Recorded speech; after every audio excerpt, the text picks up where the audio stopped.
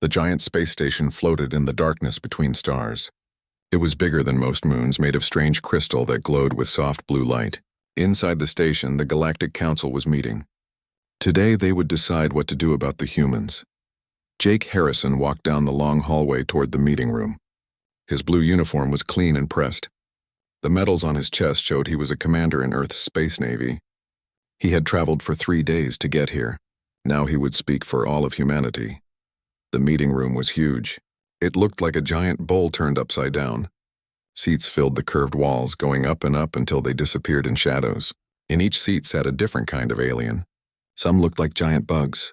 Others were covered in scales or fur. A few glowed with their own light. Jake walked to the center of the room. There was a small platform there, just big enough for one person. All around him, hundreds of alien eyes watched. Some whispered to each other in languages that sounded like music or grinding metal. At the highest seat sat High Arbiter Veltar. He was tall and thin with 4 arms and eyes like a fly. When he moved, his shell made clicking sounds. He raised a long staff made of the same crystal as the station. "The humans have gone too far," Veltar said. His words came through a machine that changed them into English. "They have built colonies in 17 star systems without asking us first. They refuse to give us their weapons. Worst of all, they keep having more babies." Jake kept his face calm. "Humanity has not broken any laws that existed when we first left Earth." A blue lizard woman named Zephys stood up. Her scales changed color as she got angry. "Laws exist to keep the galaxy safe. Your people have no control. In just 300 years, you have spread across space like a disease. It took us thousands of years to properly study those systems before we decided who could live there." Jake's jaw got tight. "We call it exploring." Veltar's bug eyes focused on Jake. "This council gives humanity one final warning. You will leave all systems you took without permission. You will let us control how many human babies are born. Your warships will only protect your home system. You have 1 year to obey." Jake looked around the room. Some aliens looked happy about this. Others seemed worried. A few looked like they felt sorry for him. "What if we say no?" "Then the Galactic Enforcement Fleet will make you obey," Veltar said coldly. "One way or another." The room got very quiet. Everyone knew what that meant. The Enforcement Fleet had ships that could destroy entire planets. They had weapons that could make stars go out. No one had ever said no to the Galactic Council and lived to talk about it. Jake stood up straight. "I will tell Earth what you said." As he turned to leave, another alien spoke. This one looked like a frog that walked on 2 legs. His name was Thrix, and he was known for trying to solve problems with words instead of fighting. "Commander Harrison," Thrix said softly, "your people are smart and strong. Do not let pride destroy what could be a good friendship with us." Jake stopped walking. He turned back to look at the frog alien. "With respect, Counselor Thrix, you think we are being proud. But we are just being determined." "We will talk to you soon." Jake walked out of the meeting room. His footsteps echoed in the long hallway. Behind him, the aliens started talking all at once. Some were excited. Others were worried. All of them wondered what the humans would do. The trip back to Earth would take 3 days. Jake had plenty of time to think about what had happened. The Galactic Council ruled over 47 different alien species. They had been in charge of this part of the galaxy for thousands of years. They decided who could live where. They decided who could have weapons. They decided everything, but humans were different. When humans first learned to travel between stars, there was no Galactic Council in their part of space. Humans spread out and built homes on new worlds because no one told them they could not. By the time they met the Council, humans already lived on dozens of planets. The Council did not like this. They were used to species that asked permission before doing anything. They were used to being obeyed without question. Humans did things their own way, and that made the Council nervous. Jake knew that Earth would have to make a choice. They could obey the Council and give up their freedom, or they could fight and probably lose everything.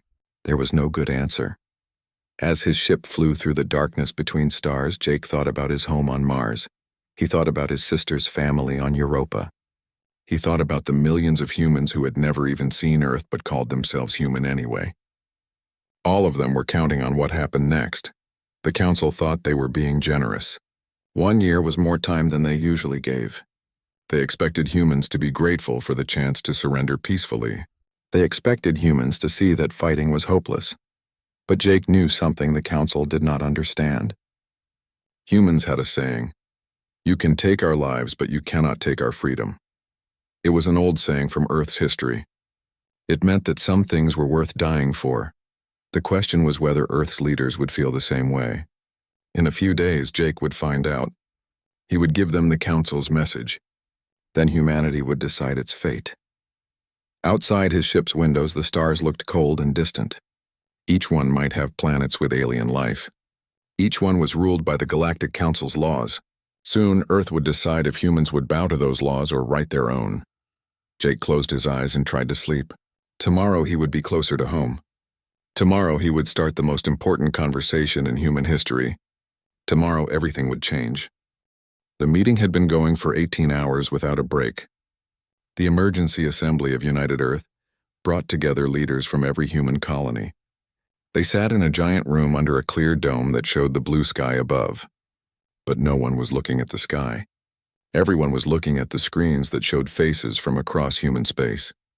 President Linda Carter stood at the center podium. Her gray hair was neat despite the long night of talking. Around her, the argument continued. People from Mars spoke to people on moons around Jupiter. Colonists from distant stars joined the conversation through quantum radios that took years to build. "They want to make us slaves," said Governor Alex Murphy. His face appeared on a big screen above the crowd. He lived on a planet near Proxima Centauri, the closest star to Earth. "We did not leave Earth just to bow down to alien rulers. But they have ships we cannot match," argued Representative Maria Santos from the moon. "Our scouts have seen their enforcement fleet. Their ships are bigger than our cities. Their weapons can destroy planets." Admiral Frank Collins ran Earth's Defense Force. He was a big man with scars on his hands from his days as a ship engineer. He turned on a holographic display that showed pictures of alien ships. "The Council species have not fought a real war for over 1,000 years, Collins said. "They have grown soft. They depend on their big ships and fancy technology. They think if you have the best weapons, you automatically win. They still have those better weapons," said Dr. Peter Kim from the science department. "Their ships can disappear and reappear somewhere else instantly. One of their big ships could destroy every city on Earth." President Carter raised her hand. The room got quiet. "What advantages do we have? What can we do that they do not expect?" Admiral Collins smiled, but it was not a happy smile. "We are fast. We adapt quickly. And we are too stubborn to quit." While they spent centuries in meetings, we have been fighting space pirates and dealing with broken equipment in deep space. Our people know how to fight when things go wrong. "There is something else," said Director Helen Ross. She ran Colonial Intelligence, the group that gathered information about threats to human colonies. "We have studied how these alien species think. Most of them are afraid to take risks. They think that if you have overwhelming force, your enemy will always surrender. They have never fought anyone who might actually fight back and win." Governor Murphy leaned forward on his screen. "So you are saying we should call their bluff?" "I am saying," President Carter said slowly, "that we should give them exactly what they do not expect. A cold, smart response that makes them think twice about whether this fight is worth it." The room became very quiet. Everyone understood what she meant. "We are talking about war with the most powerful force in the galaxy," whispered Representative Santos. "No," Admiral Collins corrected her. "We are talking about making war too expensive for them to want it." "There is a difference." President Carter walked to the center of the room. "Let me tell you what I think will happen if we surrender. They will take our colonies. They will control how many children we can have. They will decide what jobs we can do and what planets we can visit. In 50 years, humans will be pets in someone else's zoo." She paused and looked around the room. "But if we fight, many of us will die. Our cities might burn. Our children might grow up in a galaxy at war. So what do we do?" asked Governor Murphy. Admiral Collins stood up. "We do what humans have always done when someone tries to take our freedom. We make them pay for every inch. We hit them where they do not expect it. We make them realize that controlling humanity is harder than they thought." Dr. Kim shook his head. "Their technology is hundreds of years ahead of ours. How can we possibly hurt them?" "Because they think like bureaucrats, not soldiers," Collins replied. "They will come at us the same way they have handled every other problem for 1,000 years. Overwhelming force applied to a fixed target." "But what if we are not a fixed target?" Director Ross nodded. Our intelligence suggests that Council species think in terms of set-piece battles and formal surrenders. They have never dealt with guerrilla warfare or asymmetric tactics. What are you suggesting? Asked President Carter. We fight a war they do not understand, Collins said. Fast attacks on their supply lines. Hidden bases in places they think are empty. We make them chase us across hundreds of star systems while we pick apart their fleet piece by piece. That could take decades, said Representative Santos. Good, said Governor Murphy from his screen. The longer it takes, the more it costs them. Eventually, they will decide that ruling humans is more trouble than it is worth. President Carter looked around the room one more time. All in favor of rejecting the Council's ultimatum? Hands went up around the room. On screens, representatives from distant colonies voted yes. When the count was finished, the result was clear. Humanity would not surrender. Then God help us all, President Carter said quietly. Admiral Collins, you have 6 months to prepare. Make them count. As the meeting ended, people began to leave. Some looked excited. Others looked scared. All of them knew that human history had just taken a new path. Outside the dome, the sun was setting over Earth. Soon, that same sun would light the ships that would carry humans to war against impossible odds. But as Admiral Collins liked to say, humans had beaten impossible odds before. The only question was whether they could do it again. 6 months had passed since Earth decided to fight. The space factories around Saturn's moon Titan worked day and night. Captain Amy Rodriguez walked through the construction areas, watching hundreds of workers build ships for the coming war. The sound of metal being cut and welded filled the air. Sparks flew from welding torches. Giant robots moved ship parts that were too heavy for humans to lift. Everyone worked with desperate energy. They all knew time was running out. Give me a report, Lieutenant, Amy said to the young officer walking beside her.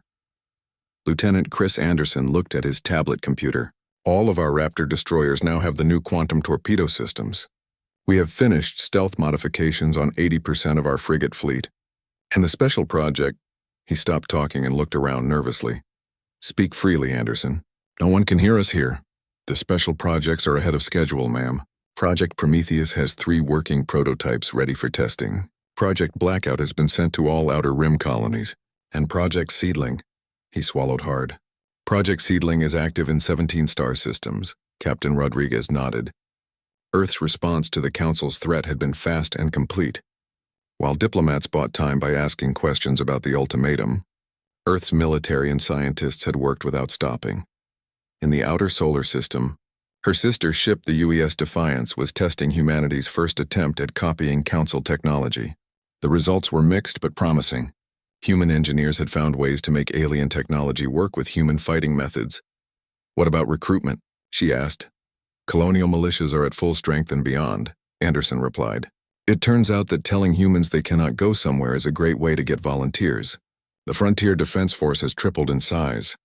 Through the observation windows, Rodriguez could see the newest ships in Earth's fleet. They were fast attack craft built for hit-and-run missions. Civilian ships had been converted and covered with weapons. The pride of the new fleet was a group of battle cruisers designed for long missions without support. Each ship had been built with one idea in mind: make the Council pay for every victory. Human ships were not as advanced as Council ships, but they were fast, cheap to build, and easy to replace. More importantly, they were designed by people who expected to be outnumbered and outgunned. They expect us to surrender or fight like they do, Rodriguez said to herself. What they will get is something completely different. Her communication device beeped with an important message. The text was short but clear. Council Enforcement Fleet has left Veltar Prime. Estimated arrival Sol System 37 days. Execute Gambit Protocol. Rodriguez smiled coldly. Anderson, signal all commands. The waiting is over. Across human space, the message went out. On Mars, Admiral Collins reviewed the final battle plans with his staff. On Europa, Captain Ben Turner loaded the last of the quantum torpedoes onto his ships. In the asteroid belt, Captain Lisa Wong activated the hidden weapons platforms that had been built inside ordinary mining stations. The plan was simple in concept, but complex in execution. The Council expected humans to defend Earth with everything they had. Instead, Earth would be lightly defended. The real human fleet would be spread across dozens of star systems, waiting to strike where the Council least expected it. Project Prometheus was the most secret part of the plan. Human scientists had been studying pieces of destroyed Council ships for years. They had learned to copy some of the aliens' technology, especially their stealth systems, but they had improved on the design, making it work better with human tactics. Project Blackout was simpler but just as important. Every human colony now had hidden weapons and supplies scattered across their star systems. If the Council tried to occupy human worlds, they would find that every asteroid and moon might hide a base full of angry humans with military-grade weapons. Project Seedling was the most dangerous part of the plan. For 2 years, human ships disguised as traders and explorers had been placing secret bases in Council territory. These bases were small and well hidden, but each one had enough firepower to destroy a Council cruiser. More importantly, they proved that humans could strike anywhere in Council space. As the days passed, more reports came in. The frontier colonies reported that their defenses were ready. The deep space monitoring stations confirmed that the Council fleet was coming exactly as predicted. Everything was proceeding according to plan, but Captain Rodriguez knew that no plan survived contact with the enemy. Once the shooting started, human commanders would have to adapt and improvise. Fortunately, that was something humans were very good at. On Earth, President Carter met with her advisors one last time before the battle. "Are we ready?" she asked. Admiral Collins nodded. "As ready as we can be. The Council is bringing about 200 ships. We have nearly 400, but most of ours are smaller and less advanced. What are our chances?" the President asked. "If we fight the way they expect us to fight, we lose," Collins admitted. "But we are not going to fight that way. We are going to fight like humans," Director Ross added. "Our psychological analysis suggests that the Council species have never faced an enemy that refused to surrender when outmatched. They do not know how to handle prolonged resistance." President Carter looked out the window at the sky. Somewhere up there, an alien fleet was coming to destroy human freedom, but humanity was ready. "Send the final message to all commands," she said. "Tell them that Earth is counting on them. Tell them to make us proud." The message went out across human space. On ships and bases from Mercury to the edge of known space, humans prepared for the fight of their lives. They were outnumbered and outgunned, but they had something the Council did not: the absolute refusal to accept defeat. In 37 days, the galaxy would learn what happened when someone tried to cage humanity. The Galactic Enforcement Fleet appeared at the edge of the solar system in perfect formation. 200 ships of different sizes moved through space like a metal wall. They represented the combined military power of 12 alien species and thousands of years of technological advancement. On the bridge of the flagship Eternal Judgment, Fleet Commander Kolseth studied the tactical display with satisfaction. Kolseth was a reptilian being with green scales and yellow eyes. He had commanded fleets for over 2 centuries, and no enemy had ever resisted him for more than a few hours. "Long-range sensors show about 50 human ships near their 4th planet," reported his tactical officer, an insect-like being with multiple arms. "They appear to be waiting for us." Kolseth's forked tongue flicked out in surprise. "Strange.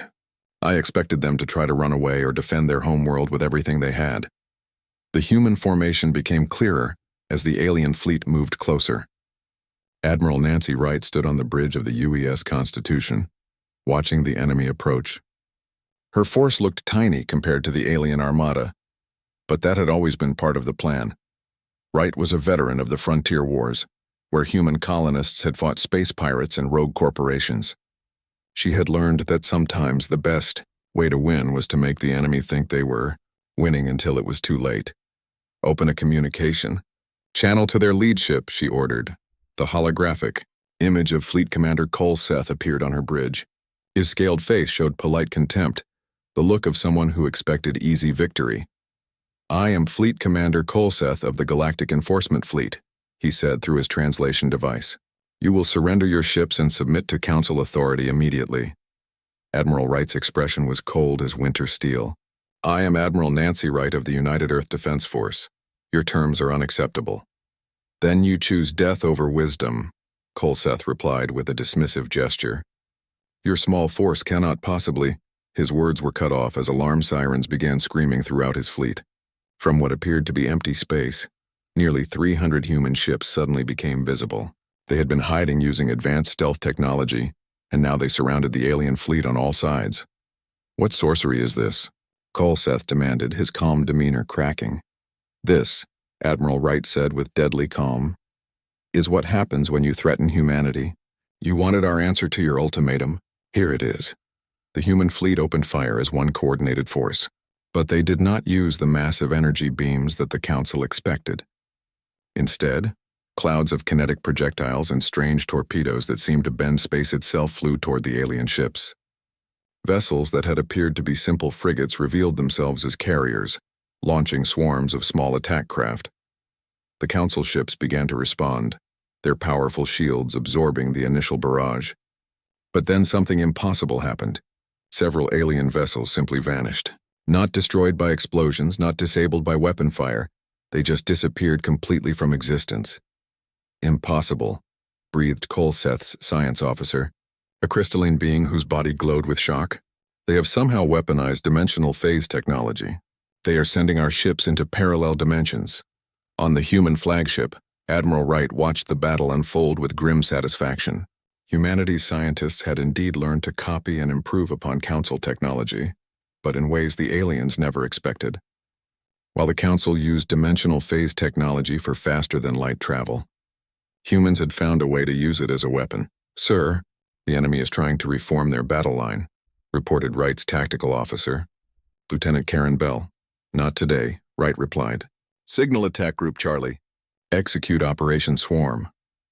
From behind the largest asteroid in the belt, another wave of human ships appeared. These were smaller vessels, but they moved with incredible speed and coordination. They struck at the flanks of the alien formation, forcing the Council ships to split their attention.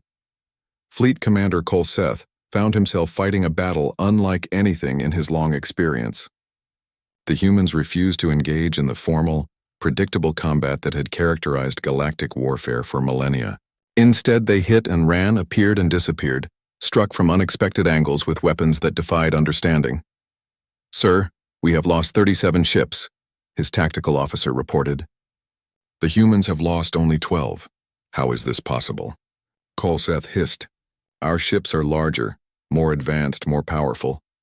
His communications officer, a blue-skinned humanoid, looked up from her station. "Sir, I am receiving reports from other sectors.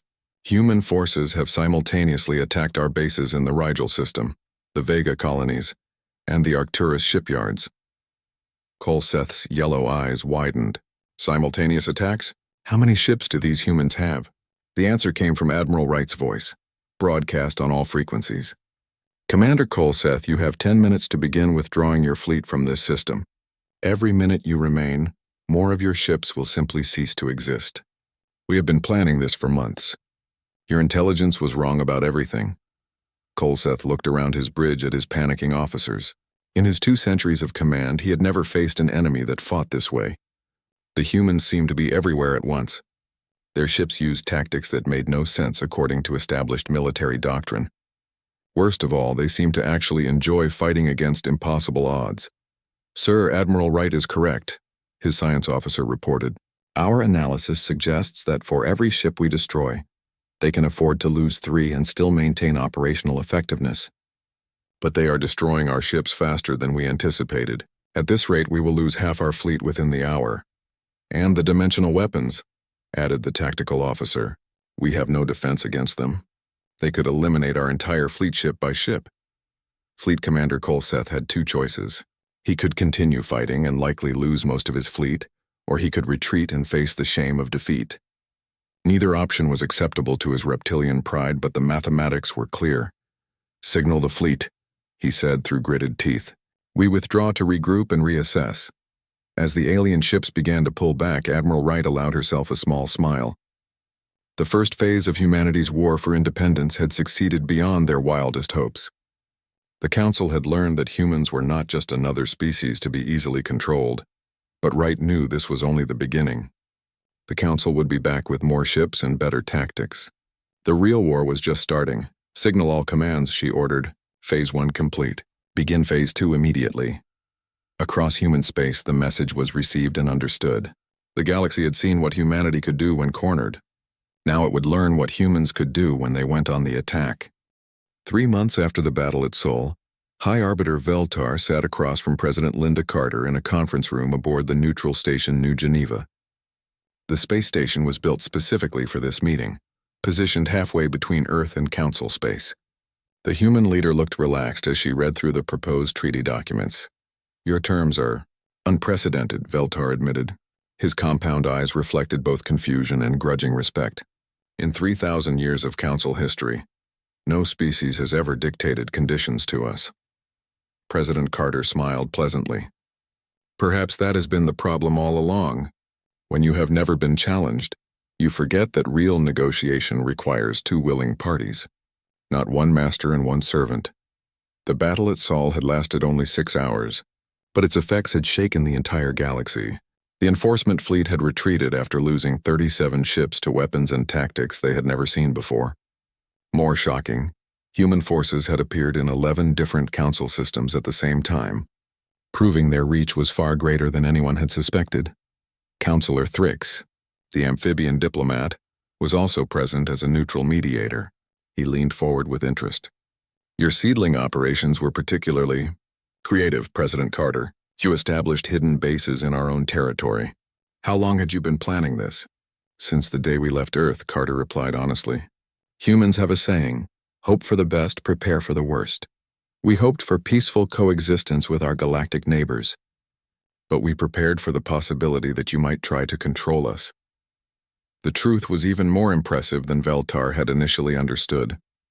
Human intelligence operations had been active in Council space for over 5 years. While the Council debated humanity's fate in committee meetings, human engineers and soldiers had been building secret bases, studying alien technology, and preparing for exactly this scenario. "Your species continues to surprise us," Veltar said, his mandibles clicking in what might have been amusement. Most beings would demand massive territory or resources after such a victory. Instead, you offer reasonable terms. The treaty on the table was indeed surprisingly moderate. Humanity wanted recognition of their territorial claims in 17 star systems. In exchange, they would participate in galactic governance and follow mutually agreed-upon expansion protocols. There were no demands for reparations or punishment of Council leaders. "We are not interested in conquest, High Arbiter," Carter explained. "We are interested in freedom. The freedom to grow, to explore, and to determine our own path among the stars." Director Helen Ross, who had accompanied the president as an advisor, added, "Our analysis shows that the galaxy benefits from diversity of thought and approach. Humanity brings different perspectives that could strengthen the Council's ability to handle future challenges." Veltar nodded slowly. The past 3 months had been educational for the Council. As human raiding fleets struck Council supply lines and communication networks, they had demonstrated capabilities that no one had expected. Human ships appeared in systems thought to be perfectly secure. Human soldiers captured Council facilities using tactics that seemed to come from nowhere. More disturbing for the Council was how quickly other species had begun to take notice. 3 minor member species had formally requested revisions to their own agreements with the Council. 2 others had begun secret negotiations with human representatives. The galaxy's political balance was shifting. "There is another matter," Thrix said carefully. "Your technological achievements during this conflict. Our scientists are quite interested in understanding how you weaponize dimensional phase technology." President Carter's smile didn't change, but her eyes grew harder. "That information will remain classified for the foreseeable future. However, we are willing to share certain defensive technologies that could benefit all Council species." This was the real source of the Council's new respect for humanity. In 6 months of preparation, human scientists had not only reverse-engineered alien technology, but had improved upon it in ways that the original creators had never imagined. The dimensional phase weapons were just the beginning. Human ships now used hybrid technologies that combined the best of human and alien engineering. Admiral Collins, who was also present via holographic link from Earth, spoke up. "The Council should understand that our defensive preparations are ongoing. Any attempt to renew hostilities would face even stronger resistance." It was a polite but clear warning. Humanity had used only a fraction of their prepared forces in the initial conflict. Intelligence reports suggested that human military production had actually increased since the battle, not decreased. They were building ships and weapons as if they expected a much larger war. The Council accepts these terms, Veltar said formally. Humanity will be granted full membership with voting rights proportional to your population and territory. The expansion protocols will be renegotiated to account for your unique approach to exploration. As the treaty was signed, representatives from both sides relaxed slightly. The immediate crisis was over. But everyone in the room understood that the galaxy had changed forever. Oh, and High Arbiter, President Carter added casually as she prepared to leave. That technological superiority the Council has relied on for so long. Our engineers are very good at reverse engineering things. You might want to factor that into your future calculations. Veltar's compound eyes glittered. Is that a threat, President Carter? Not at all, she replied. It's just a friendly reminder that the galaxy is a big place with room for many different approaches to solving problems. Diversity makes us all stronger. Walking back to her shuttle, President Carter reflected on the new reality. Humanity had earned its place not through submission or total victory, but by demonstrating that they were willing to pay any price for their freedom. More importantly, they had shown that they could make that price too high for others to afford. Behind her, the Council struggled to adapt to a universe where their word was no longer absolute law. For the first time in millennia, they would have to truly negotiate rather than simply dictate terms. The age of human space had officially begun. Other species would now have to account for a new player in galactic politics, one that played by different rules and refused to accept limitations imposed by others. As President Carter's shuttle departed for Earth, she smiled at the stars ahead. Humanity had faced its greatest test and emerged stronger. The galaxy would never be the same, and that was exactly what humans had always wanted, the chance to make their own mark on the cosmos.